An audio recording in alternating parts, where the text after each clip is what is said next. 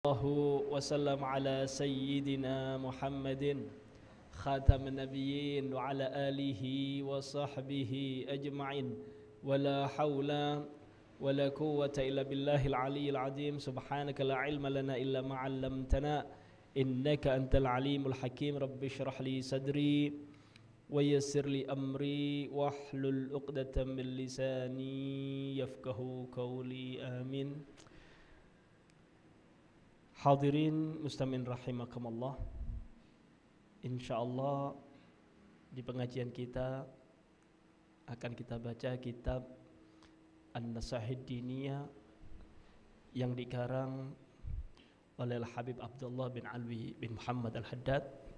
Harapan kita mudah-mudahan istiqamah, mudah-mudahan khatam, dan mudah-mudahan menjadi ilmu yang manfaat, ilmu yang bisa menyebabkan kita tambah dekat kepada Allah Subhanahu wa taala. Amin ya rabbal alamin. Langsung saja kita masuk ke pembahasan khutbatul kitab. Bismillahirrahmanirrahim. Wala haula wala quwwata illa billahil aliyyil azim. Subhanaka la ilma lana illa ma 'allamtana innaka antal alimul hakim. Alhamdulillahi rabbil alamin alladhi ja'ala ad-da'wata ila al-huda wad-dalalata 'ala al-khair wan-nasihata lil muslimin min afdalil qurbat wa arfa'id darajat wa ahammil muhimmat fid din wa dhalika sabilu anbiya'illahil mursalin wa awliya'ihi salihin wal ulama'il 'amilin ar-rasikhin fil ilmi wal yakin. Wa sallallahu wa sallam ala sayyidina wa maulana Muhammadin ar-rasulil amin wal habibil makin khatamin nabiyyin wa imamil muttaqin wa sayyidis sabiqin wal lahiqin wa ala alihi wa ashabihil mukhlisin as-sadiqin wa ala tabi'ina lahum bi ihsanin ila yaumiddin. Bismillahirrahmanirrahim. Beliau musannif kitab Al-Habib Abdullah bin Alwi bin Muhammad Al-Haddad memulai kitabnya dengan bacaan basmalah dan dilanjutkan dengan perkataan la haula wala quwwata illa billahil aliyyil azim. Tidak ada daya, tidak ada kekuatan illa billah kecuali karena pertolongan Allah Subhanahu wa taala al-aliyyil azim, yang maha tinggi, yang maha agung. Jadi semua perbuatan manusia itu adalah ciptaan Allah Subhanahu wa ta'ala. Allah berfirman, wallahu khalaqakum wa ma ta'malun. Allah lah yang menciptakan kalian wahai manusia, sekaligus Allah menciptakan amal perbuatan manusia. Jadi semuanya, mulai fisiknya manusia Allah yang menciptakan, perbuatan manusia Allah pun yang menciptakan, baik itu ketaatan maupun kemaksiatan, itu semua takdir ketentuan daripada Allah Subhanahu wa ta'ala. Maka dari itu para ulama mengatakan la haula wala quwwata illa billahil aliyyil azim. Tidak ada daya, tidak ada kekuatan bagi manusia kecuali karena pertolongan Allah Subhanahu wa ta'ala. Nah, di sini para ulama menjelaskan apa yang dimaksud perkataan la haula wala quwwata illa billahil aliyyil azim. Di dalam kitab Kashifatus Saja dikatakan begini: la tahawula an ma'siyatillah illa billah wala quwwata ala ta'atillah illa bi'aunillah. Tidak ada daya bagi manusia untuk berpaling daripada kemaksiatan kecuali itu karena pertolongan Allah Subhanahu wa ta'ala. Begitu juga tidak ada kekuatan bagi manusia untuk melaksanakan ketaatan kepada Allah kecuali itu juga pertolongan daripada Allah Subhanahu wa ta'ala. Jadi kita terhindar daripada maksiat. Kemudian kita bisa menghadiri majelis ilmu, melaksanakan taat. Itu bukan karena usaha kita, bukan. Itu semua karena pertolongan Allah Subhanahu wa ta'ala. Tuh lihat buktinya di luar berapa banyak. Mungkin orang yang lebih sehat daripada kita lebih banyak di luar. Mungkin orang yang lebih kaya, lebih enjoy, lebih enak kehidupannya banyak di luar. Lebih dekat rumahnya tapi tidak hadir berapa banyak.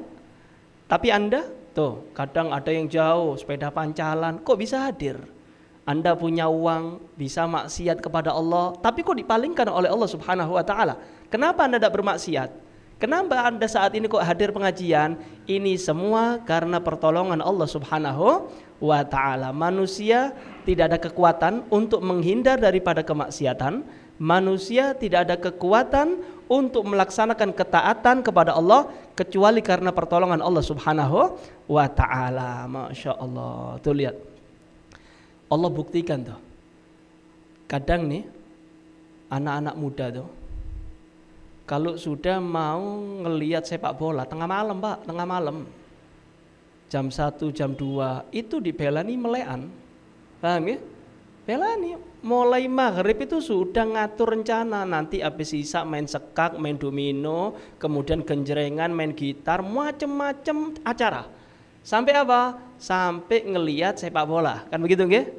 Subhanallah, selesai daripada pertandingan sepak bola pas adzan subuh. Kan ngoten. Tapi bagaimana? Ketika Allah tidak membantu orang tersebut untuk taat kepada Allah. Merem, Pak. Dengar adzan subuh merem tidak sholat. Padahal mulai maghrib isya sampai jam 1 sampai lihat sepak bola kuat.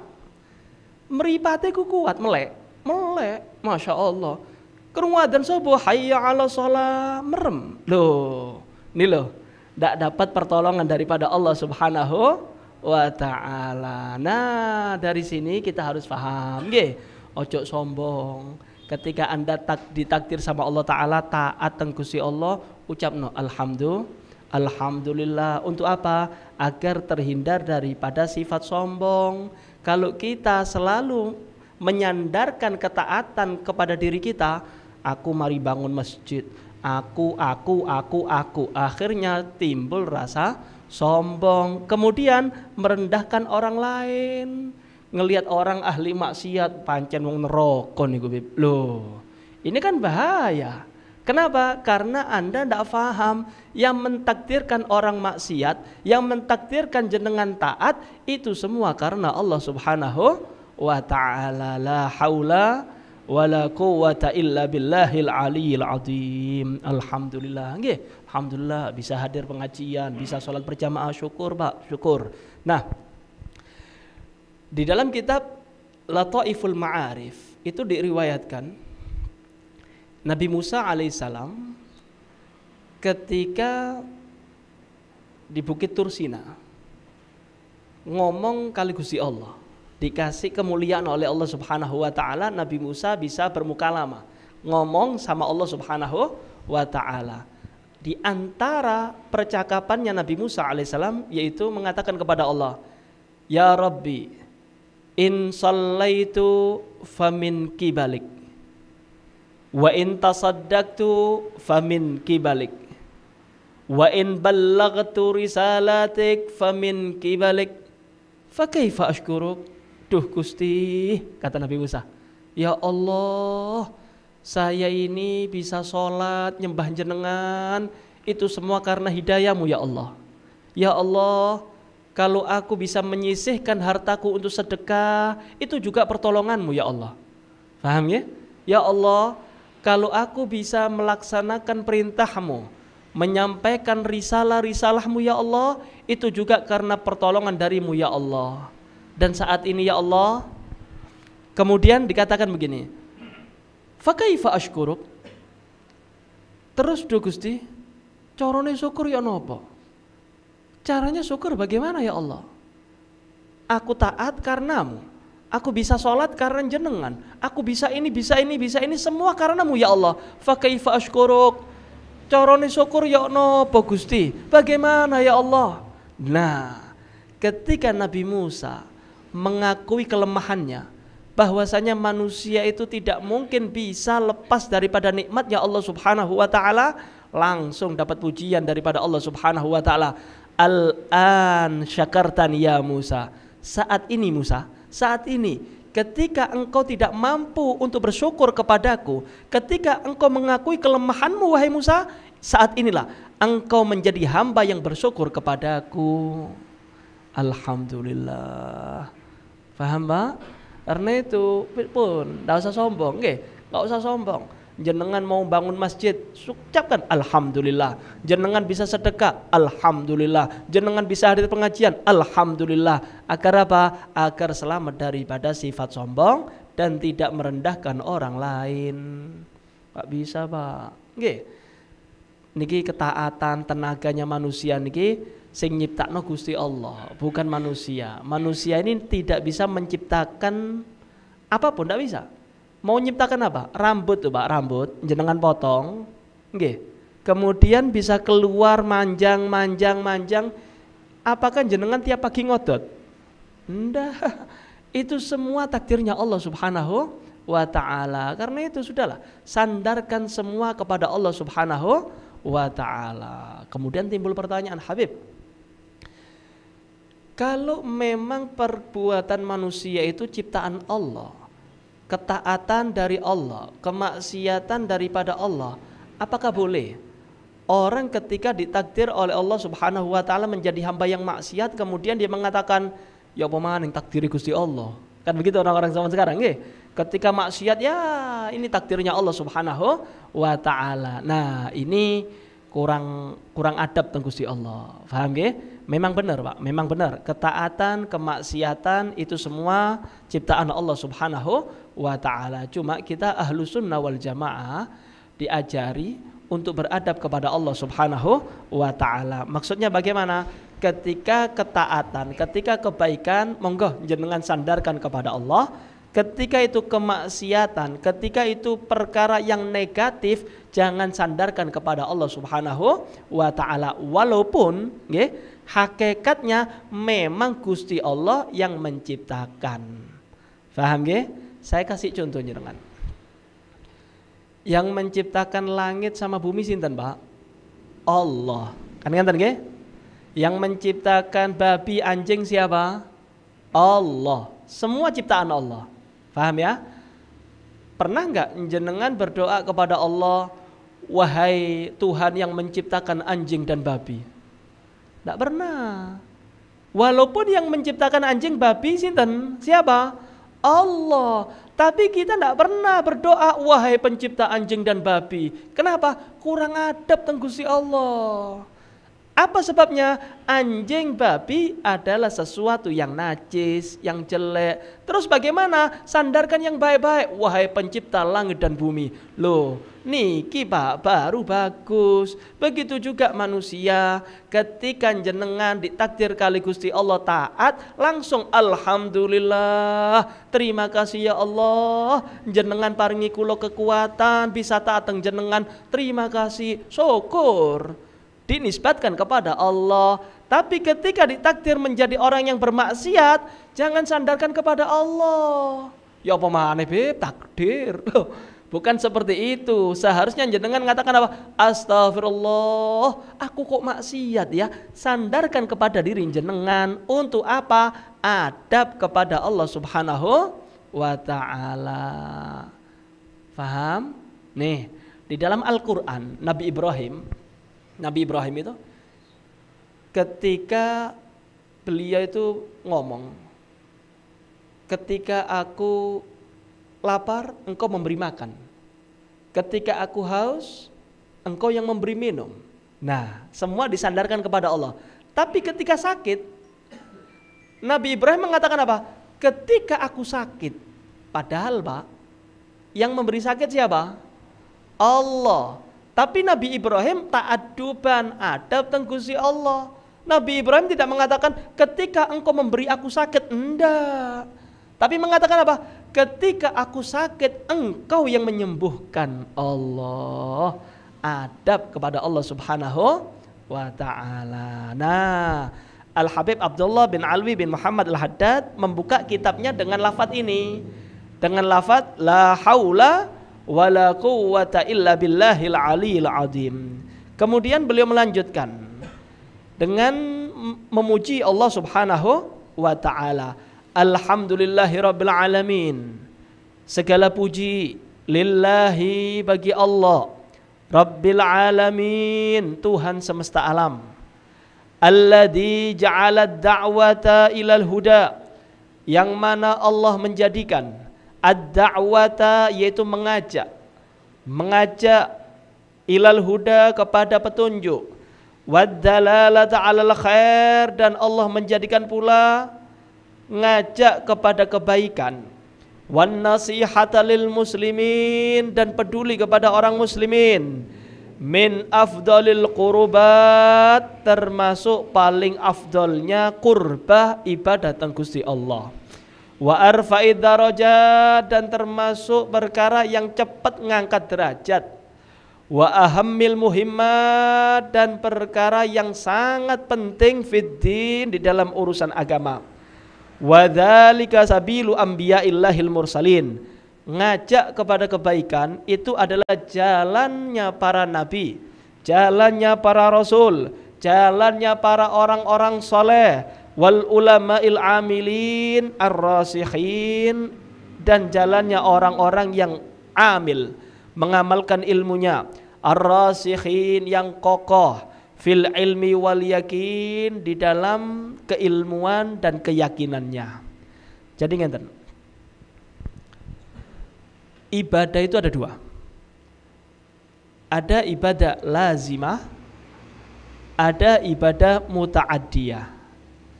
Apa itu ibadah lazimah, ibadah muta'addiyah? Yang pertama, ibadah lazimah yaitu ibadah yang kemanfaatannya kembali kepada diri sendiri.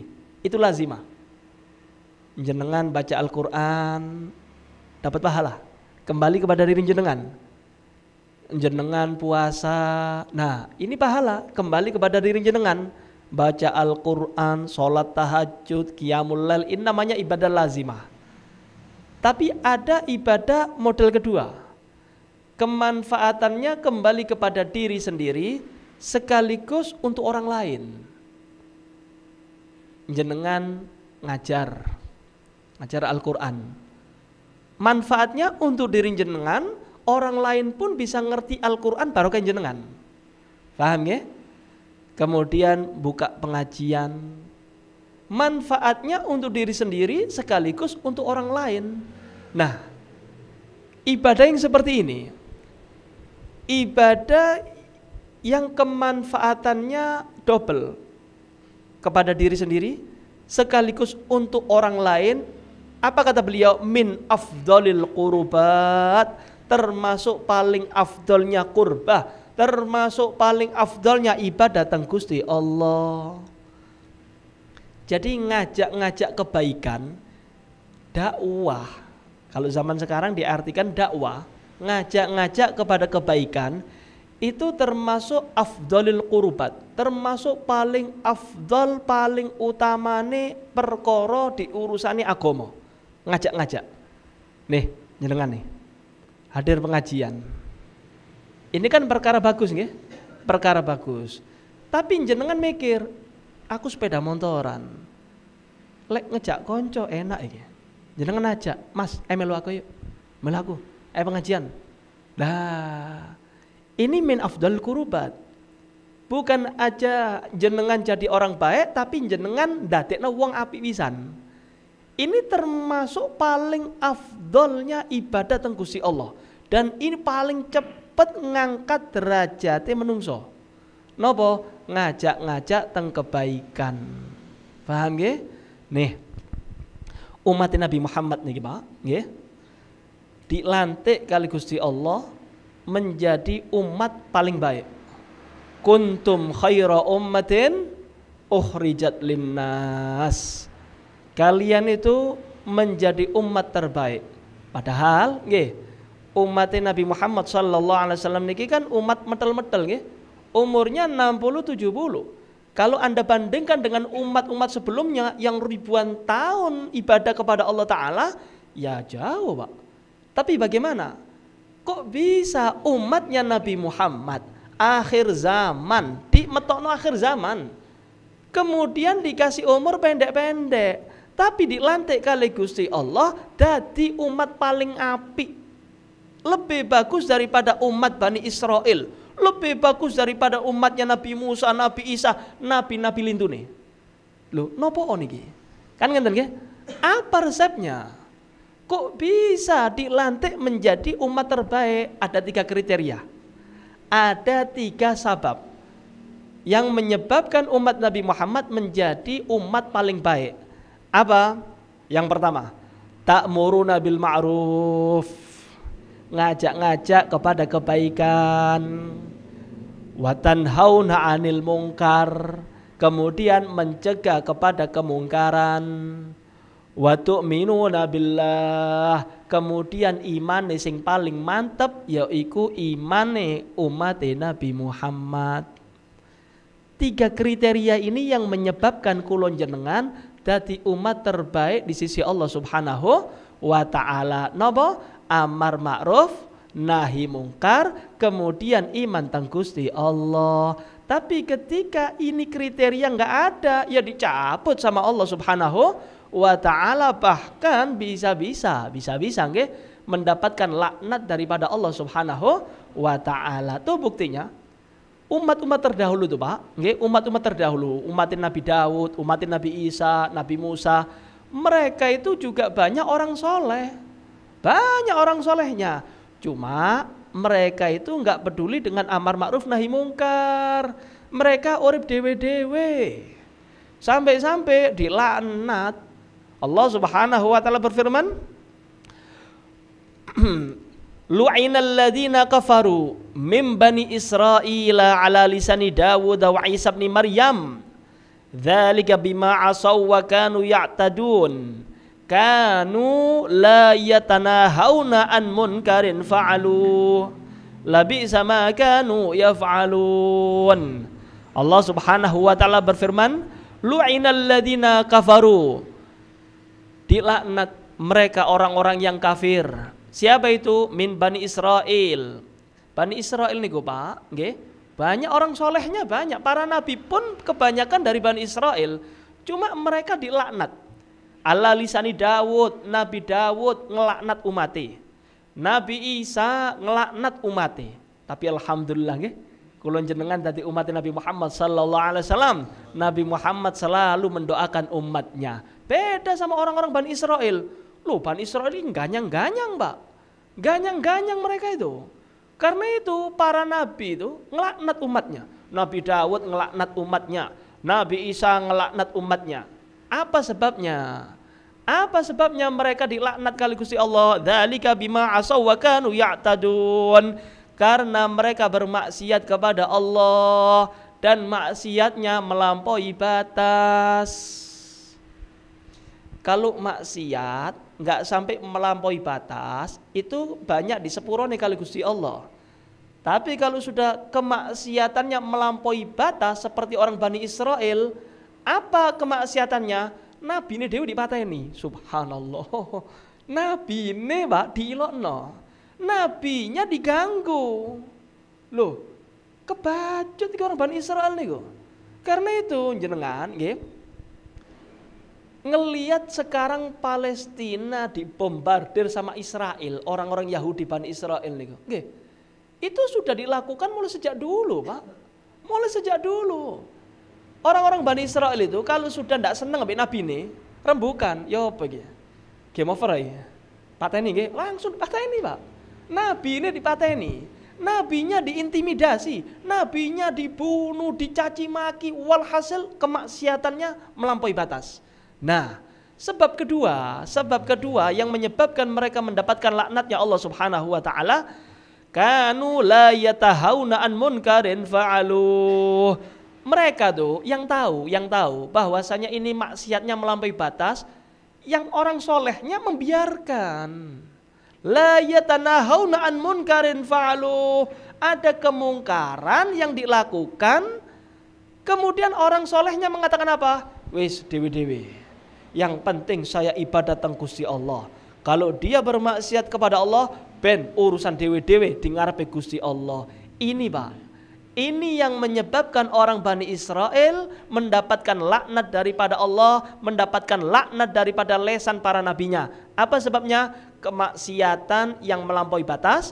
Yang kedua, enggak ada amar ma'ruf nahi mungkar. Orang solehnya membiarkan kemaksiatan merajalela. Allah. Faham ya? Benten ya? Kali umat Nabi Muhammad tadi umat terbaik. Napa sebabnya? Ta'muruna bil ma'ruf, ngajak kebaikan. Wa tanhauna 'anil munkar, mencegah kepada kemungkaran. Wa tu'minuna billah, iman sing paling mantap yaiku imane umat Kanjeng Nabi Muhammad sallallahu alaihi wasallam. Loh, joko niki Pak. Nikmat ini jaga, aktifkan lagi di masyarakat amar ma'ruf nahi mungkar, ajak-ajak kepada kebaikan. Kalau jenengan urip dewe-dewe Pak, yang penting saya, tetangganya maksiat jenengan biarkan, takutnya kulon jenengan nasibe podo kali Bani Israel akan mendapatkan laknat daripada Allah Subhanahu wa ta'ala. Paham ya Pak? Jadi jangan hidup sendiri-sendiri nggih. Jadi tengok kanan kiri, kalau jenengan dadi tiang sae nggih, jadi tiang orang yang taat, aja umat Nabi Muhammad yang lainnya. Yuk, ayo taat teng Gusti Allah.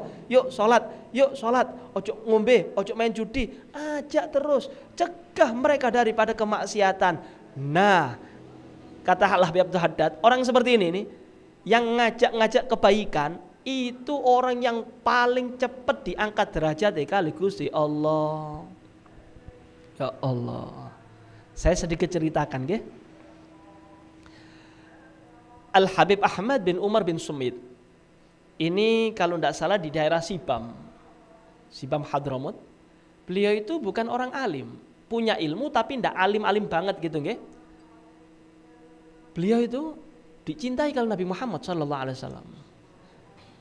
Diriwayatkan yang menjaga Masjid Madinah itu sering bertemu dengan Nabi Muhammad sallallahu alaihi wasallam dalam mimpi. Faham ya? Kalau sudah mimpi Nabi Muhammad itu menceritakan di antara umat-umat yang paling dibanggakan oleh Nabi Muhammad. Umat ini, umatku ini, itu diceritakan sama Nabi Muhammad. Tapi ketika menceritakan Ahmad bin Umar bin Sumit, itu Nabi Muhammad gak ada habisnya. Gak ada habisnya, cerita terus tentang Al-Habib Ahmad bin Umar bin Sumit. Penasaran Pak? Penasaran? Setiap ada orang ziarah ke Madinah tanya, jenengan dari Hadramut? Sanes, bukan? Dah. Jenengan dari sini. Terus setiap ada orang dari luar kota, luar negeri itu ditanya, jenengan dari sini. Nah, ketika dari Hadramut, jenengan dari mana? Hadramut mana? Oh, Sibam. Oh, kula bade tanglet. Saya mau tanya sama jenengan. Jenengan kenal Al-Habib Ahmad bin Umar bin Sumit? Kenal. Kenapa? Saya ini sering mimpi Nabi Muhammad sallallahu alaihi wasallam. Kemudian Nabi Muhammad itu selalu menceritakan di antara umatnya yang paling dicintai. Tapi kalau sudah menceritakan Ahmad bin Umar bin Sumit ini tidak ada henti-hentinya sudah. Kayak ini paling top, yang paling dicintai oleh Nabi Muhammad. Saya mau tanya, jenengan kan kenal sama Ahmad bin Umar bin Sumit, nggih, leres. Saya mau tanya, amal ibadahnya apa sih? Paham nggih? Amal ibadahnya apa? Oh, niku tiang saya niku. Al-Habib Ahmad bin Umar bin Sumit niku. Itu orang ibadahnya sudah ala kadarnya seperti kita sudah. Ya, yang wajib-wajib dilaksanakan. Cuma ada keistimewaannya, yaitu umurnya itu dihabiskan untuk dakwah. Jadi beliau itu punya rutinitas masuk kampung, Pak. Masuk kampung, keluar kampung, masuk kampung, keluar kampung. Untuk apa? Untuk apa? Jenengan tahu? Apa yang dilakukan?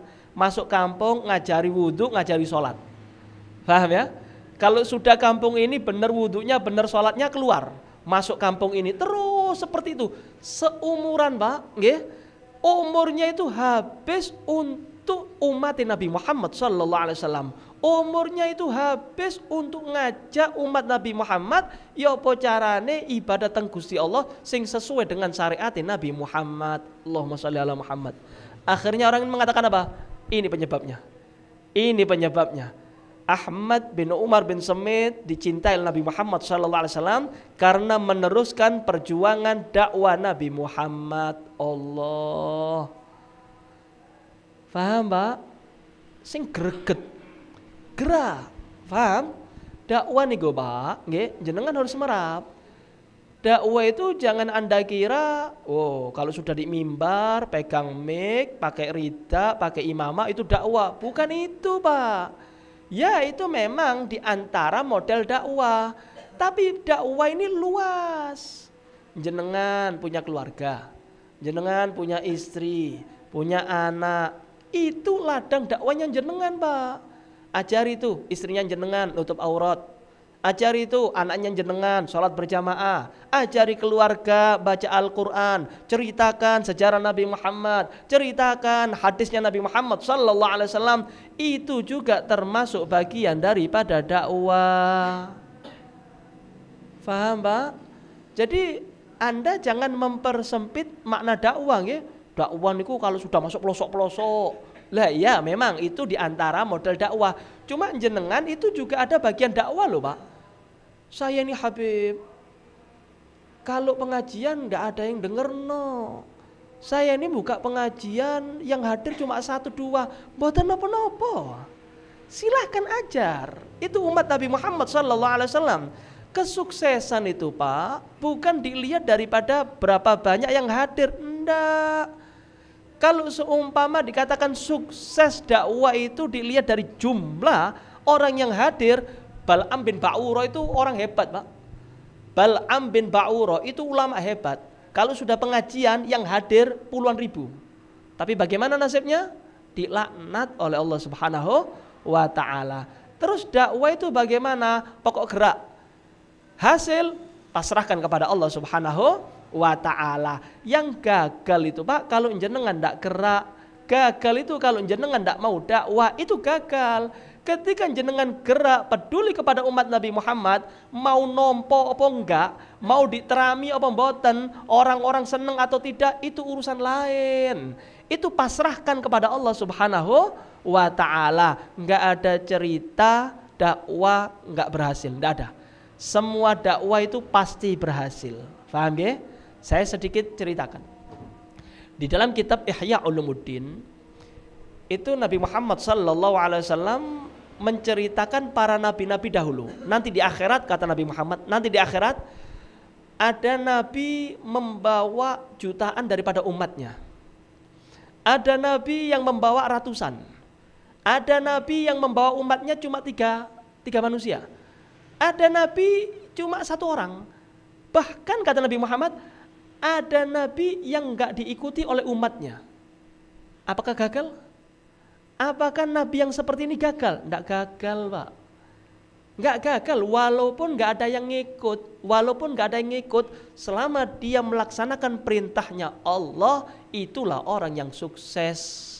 Yang gagal kalau jenengan enggak mau dakwah, gagal, Pak. Paham nggih? Monggo nggih. Seneng nuatin Nabi Muhammad, nggih. Seneng nuatin Nabi Muhammad. Carane napa? Yuk gerak, semua gerak. Yang penting jenengan bisa menyampaikan apa yang Anda dapat daripada pengajian. Jenengan ceritakan, Pak, ceritakan. Kayak jenengan cerita bal-balan ngonten, Pak. Jenengan tuh. Ini kita nih, Masya Allah nggih. Kalau kita lihat sepak bola 90 menit, nggih. Itu bisa cerita mulai awal sampai akhir. Itu menit 30 itu waduh kurang ajar. Jegal, kena kartu abang, main kasar. Itu cerita pinter, Pak. 90 menit. Bisa ngulangi ceritanya. Loh, pengajian 30 menit, Pak. Paling suwe niku 30 menit. Metu teko pintu. Pengajiannya apa, Mang? Mboten semerap. Lah, jenengan kita kondi. Dari mana jenengan? La haula wala quwata illa billah. Kadang masih keluar, masih di depan masjid, masih di depan musola majelis ilmu. Ceritanya blakrak.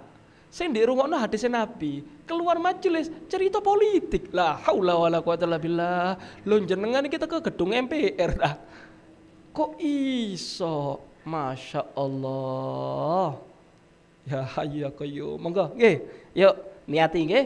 Niati nyenengno ati Nabi Muhammad sallallahu alaihi wasallam. Carane ya napa? Yuk kita gerak sama-sama. Kita peduli kepada umat Nabi Muhammad, minimal keluarga kita selamatkan, kita kenalkan keluarga kita kepada Nabi Muhammad SAW. Harapan kita mudah-mudahan sebagaimana kita cinta kepada Nabi Muhammad cinta kepada kita. Sebagaimana kita bahagia sebagai umat Nabi Muhammad pun bahagia mempunyai umat seperti kita, dan kelak di akhirat kita berharap mudah-mudahan Nabi Muhammad sudi memberi syafaat kita di hadapan Allah Subhanahu wa taala. Amin ya rabbal alamin. Wa hada minni. Wassalamualaikum warahmatullahi wabarakatuh. Al-Fatihah bil qabul wa tamam li kulli sulal hadra Muhammadin sallallahu alaihi wasallam. Al-Fatihah. Bismillahirrahmanirrahim. Alhamdulillah.